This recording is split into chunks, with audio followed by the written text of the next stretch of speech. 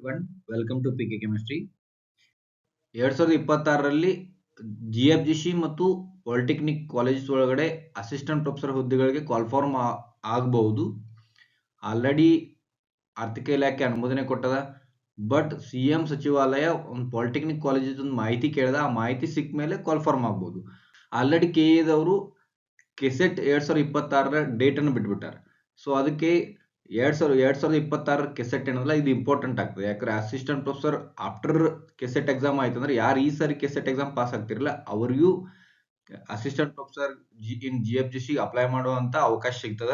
Calendar of events ಅಲ್ಲಿ exam date ಅನ್ನು ಬಿಟ್ಬಿಟ್ಟಾರ. ಅಕ್ಟೋಬರ್ 11ರಂದು ಕೆಸೆಟ್ 2026 ಎಕ್ಸಾಮ್ ನಡೆಸ್ತೀವಿ ಅಂತ ಹೇಳ್ಯಾರ. ಸೊ ನೋಟಿಫಿಕೇಶನ್ ಯಾವಾಗ ಆಗ್ಬೋದು ಅಂದ್ರೆ most probably July or August ಅಲ್ಲಿ ನೋಟಿಫಿಕೇಶನ್ ಆಗ್ಬೋದು.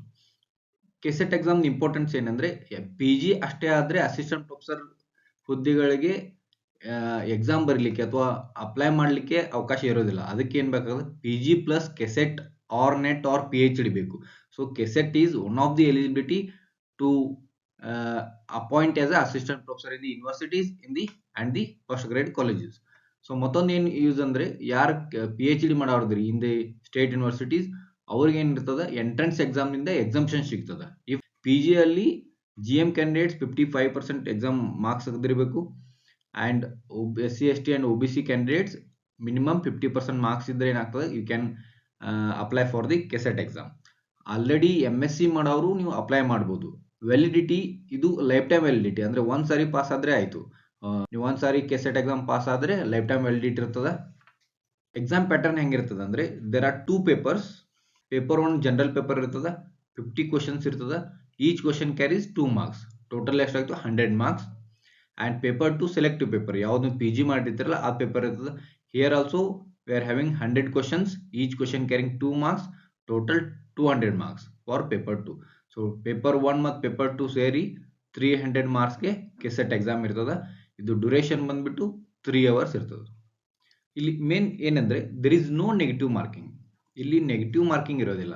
ಇನ್ UGC ಆರ್ CSIR ನೆಟ್ ಅಲ್ಲಿ ನೆಗೆಟಿವ್ ಮಾರ್ಕಿಂಗ್ ಇರೋದ್ರಿಂದ ದಟ್ ಇಸ್ ಮೋರ್ ಡಿಫಿಕಲ್ಟ್ ಅನಿಸ್ಬೋದು ನಿಮ್ಗೆ. ಇಲ್ಲಿ ಕೆಸೆಟ್ ಅಲ್ಲಿ ನೆಗೆಟಿವ್ ಮಾರ್ಕಿಂಗ್ ಇರೋದಿಲ್ಲ. ಸೊ ನೀವು 150 ಕ್ವಶನ್ಸ್ ಅಲ್ಲಿ ನಿಮ್ಗೆ ಗೊತ್ತಿಲ್ಲದೆ ಇದ್ರು ನೀವು ಎಲ್ಲಾನು ಟಿಕ್ ಮಾಡಿ ಬರ್ಬೋದು.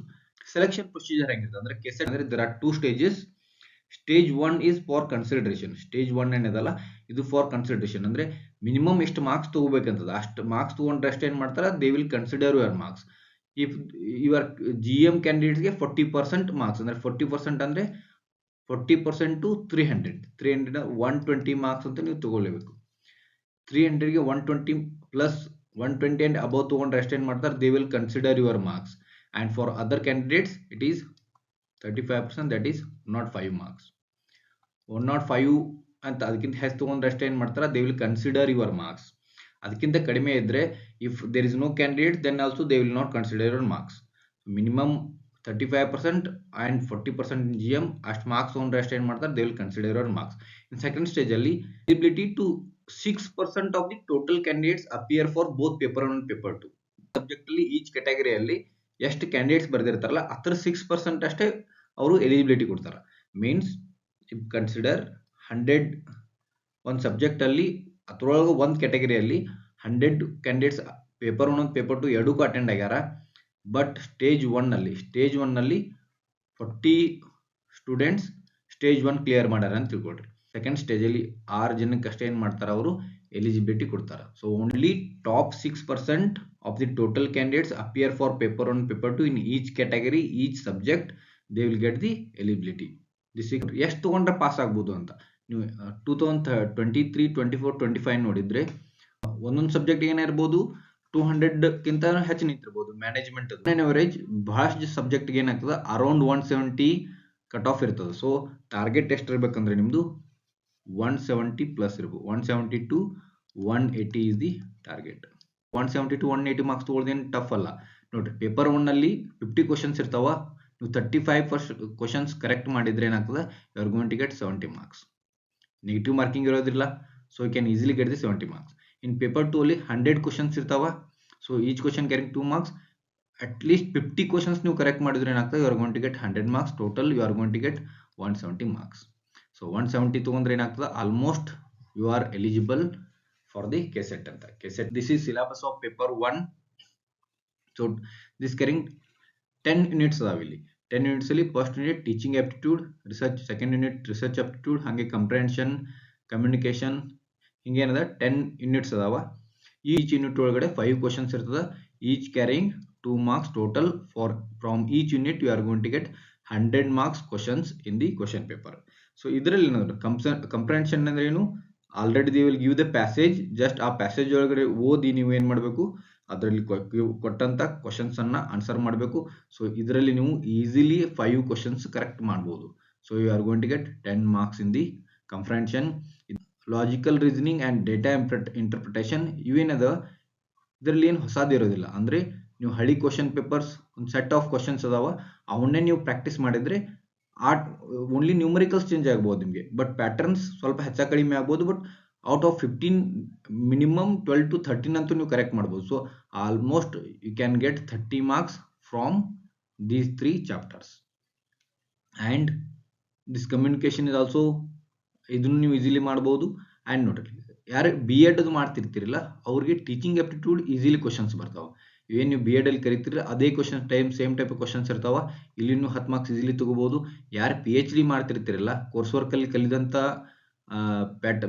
ಸಿಲೆಬಸ್ ಇಲ್ಲಿ ಇರ್ತದ. Here also you can get easily 10 marks. So 60 marks ಅಂತ ಈಸಿಲಿ ತೆಗಿಬಹುದು ನೀವು ಇಲ್ಲಿ. ಇದೇನದು ಉಳಿದ ಚಾಪ್ಟರ್ ಕಮ್ಯುನಿಕೇಶನ್ ಈಸಿ ಇರ್ತದ. ICT is also easy. ಇಲ್ಲಿ ಇವೆಲ್ಲ ಏನದ ಹೈಯರ್ ಎಜುಕೇಶನ್ ಅದ, ನೀವು ಈಸಿಲಿ 70 to 80 marks ಅನ್ನ ತೆಗಿಬಹುದು. ಇದರಲ್ಲಿ ಈ 100 ಅಲ್ಲಿ ಈಸಿಲಿ 70 to 80 marks ತೆಗಿಬಹುದು. This is the syllabus of this 10 units. So this is the syllabus of paper 1. Target minimum 180 ನಿಮ್ ಟಾರ್ಗೆಟ್ ಇರಬೇಕು. ಪೇಪರ್ 1 ಅಲ್ಲಿ ಯು ಶುಡ್ ಗೆಟ್ 80 ಅಂದ್ರೆ ಮಿನಿಮಮ್ 40 ಕ್ವಶನ್ಸ್ ಅನ್ನ ನೀವು ಕರೆಕ್ಟ್ ಮಾಡಬೇಕು. ಇಲ್ಲಿ ಮಿನಿಮಮ್ 40 ಕ್ವಶನ್ಸ್ ಅನ್ನ ಕರೆಕ್ಟ್ ಮಾಡಬೇಕು. ಇಲ್ಲಿ ನೀವು 50 ಕ್ವಶನ್ಸ್ ಅನ್ನ ಮಿನಿಮಮ್ ಕರೆಕ್ಟ್ ಮಾಡಿದ್ರೆ ಏನಾಗ್ತದೆ, ಇಲ್ಲಿ 100 ಬರ್ತದೆ, ಇಲ್ಲಿ 80 ಬರ್ತದೆ. You can achieve the minimum 180 marks. Easy ಮಾಡ್ಬೋದು, ಇದು ಏನು ದೊಡ್ಡ ಡಿಫಿಕಲ್ಟಿ ಇಲ್ಲ. ನೋಡ್ರಿ ಏನ್ ಮಾಡ್ಬೋದು ಅಂದ್ರೆ ಈಗಿಂದ ಇಲ್ಲಿ already they have given the exam date, that is 11 October 2026. so ಎಷ್ಟದ 6 to 7 months ಅದ, ಆಲ್ಮೋಸ್ಟ್ ಅರೌಂಡ್ 180 plus days ಇರ್ತದೆ. Daily half an hour you study for KCET exam. Daily half an hour ಏನು ಓದ್ಬೇಕಂದ್ರೆ, for paper 1 you can watch the YouTube videos ಅಷ್ಟ ಓದಿದ್ರೆ ಸಾಕು. ನೀವು ಒಂದು book ಮಾಡ್ರಿ, ಆ ಬುಕ್ ಅಲ್ಲಿ ಏನ್ ಮಾಡ್ಬೇಕು, ನೀವು ಆ ಪ್ರತಿ ಚಾಪ್ಟರ್ಗೆ ತಕ್ಕಂಗೆ ಸ್ವಲ್ಪ ಓದ್ಕೊಂತ ನೋಟ್ಸ್ ಮಾಡ್ಕೊಂತ ಹೋಗ್ರಿ. ಮೇಕ್ ನೋಟ್ಸ್, ಟೈಮ್ ಸಿಕ್ಕಾಗ ಅದನ್ನ ರಿವಿಷನ್ ಮಾಡೋದು, ಪ್ರಾಕ್ಟೀಸ್ ಮಾಡೋದು. ಓಲ್ಡ್ ಕ್ವಶನ್ ಪೇಪರ್ ಸಾಲ್ವ್ ಮಾಡಿದ್ದವ ಅದನ್ನ ನೀವು repeatedly previous year question solve ಮಾಡಿದ್ರೆ ಏನಾಗ್ತದೆ, ಕ್ವಶನ್ ಆದ್ಮೇಲೆ ಅದೇನ್ ನೋಟ್ಸ್ ಇರ್ತದಲ್ಲ ಅದನ್ನ ಎಷ್ಟೋ ಓದಿದ್ರೆ ಸಾಕು. ನೀವು ಈಗಿಂದ half an hour ಡೈಲಿ ಓದಿ ಏನ್ ನೋಟ್ಸ್ ಮಾಡಿರ್ತೀರಲ್ಲ ಅದನ್ನ ನೋಟಿಫಿಕೇಶನ್ ಆದ್ಮೇಲೆ ಅದನ್ನ ರಿವಿಷನ್ ಮಾಡಿದ್ರೆ ಸಾಕು. ಮಿನಿಮಮ್ 80 marks ಅನ್ನ ತೆಗಿಬಹುದು ಪೇಪರ್ 1 ಅಲ್ಲಿ. ಇನ್ ಪೇಪರ್ 2 ಬಂತಂದ್ರೆ here you should start with PUC books. ಅಂದ್ರೆ as of concern chemistry, physics ಅದು ನೋಡಿದ್ರೆ ಏನಾಗ್ತದೆ, PUC ಬುಕ್ಸ್ ಇಂದ ಬಹಳಷ್ಟು ಬೇಸಿಕ್ಸ್ ಕ್ವಶನ್ಸ್ ಬರ್ಬೋದು ಕೆಸೆಟ್ ಅಲ್ಲಿ. ಸೊ ನೀವು PUC ಬುಕ್ಸ್ ಇಂದ ಸ್ಟಾರ್ಟ್ ಮಾಡಿದ್ರೆ ಇನ್ನು ನಿಮ್ಗೆ ಟೈಮ್ ಭಾಳ ಇರೋದ್ರಿಂದ you should start with PUC books. ಏನದಲ್ಲ ಅದನ್ನ ಓದ್ಕೊಂತು ಸ್ವಲ್ಪ ನೋಟ್ ಮಾಡ್ಕೊಂತ ಹೋಗೋದು. ನೋಟ್ ಮಾಡ್ಕೊಂತ ಹೋಗಿ first you should complete the PUC books, then you go for your PG books. MSc or ಏನ್ ನಿಮ್ PG ಇರ್ತದಲ್ಲ ಆ PG ಬುಕ್ಸ್ ಅಂದ್ರೆ ರಿಲೇಟೆಡ್ ಸಿಲೆಬಸ್ ರಿಲೇಟೆಡ್ ಅಲ್ಲ ಅದನ್ನ ಓದಿದ್ರೆ ಸಾಕು. ಅಂಡ್ ಅದನ್ನೇ ಏನು ನೋಟ್ಸ್ ಮಾಡಿರ್ತೀರಲ್ಲ ಅದನ್ನು ನೋಟಿಫಿಕೇಶನ್ ಆದ್ಮೇಲೆ ಅದನ್ನೇ ರಿವಿಷನ್ ಮಾಡಿದ್ರೆ ಸಾಕು. ಸ್ವಲ್ಪ ಪ್ರಾಕ್ಟೀಸ್ ಮಾಡೋದು, ಪ್ರೀವಿಯಸ್ ಇಯರ್ ಕ್ವಶನ್ಸ್ ಅನ್ನ ಬಿಡಿಸಿದ್ದು ವಿಡಿಯೋಸ್ ಸಿಗ್ತಾವೆ ನಿಮಗೆ, ಅದನ್ನು ಸ್ವಲ್ಪ ಪ್ರಾಕ್ಟೀಸ್ ಮಾಡಿದ್ರೆ ಏನಾಗ್ತದೆ, easily you can attempt 50 questions to get the 100 marks in the paper 2. So totally you can easily get the 180 plus marks in the KCET. Easily ನೀವು KCET ಅನ್ನ clear ಮಾಡಬಹುದು. ಅಂಡ್ ಕೆಮಿಸ್ಟ್ರಿ ರಿಲೇಟೆಡ್ ವಿಡಿಯೋಸ್ ನಾನು already ಮಾಡೀನಿ, in the year 2025 related ಮಾಡಿದೀನಿ, ಅದನ್ನ ನೀವು refer ಮಾಡಬಹುದು. And again I will make videos on paper 1 and paper 2. Paper 1 ಈಗಿಂದ ಸ್ಟಾರ್ಟ್ ಮಾಡ್ರಿ, ಡೈಲಿ half an hour ಓದಿದ್ರೆ ಸಾಕು. ನೀವು half an hour ಓದ್ರಿ, ಇದೇ ರೀತಿ ಒಂದು ಸೆಟ್ ಮಾಡ್ಕೊಂಡು ಬುಕ್ ಮಾಡಿ ನೋಟ್ ಮಾಡ್ಕೊಂತ ಹೋಗಿ ಓದ್ರಿ, easily can clear the KCET 2. Okay, thank you.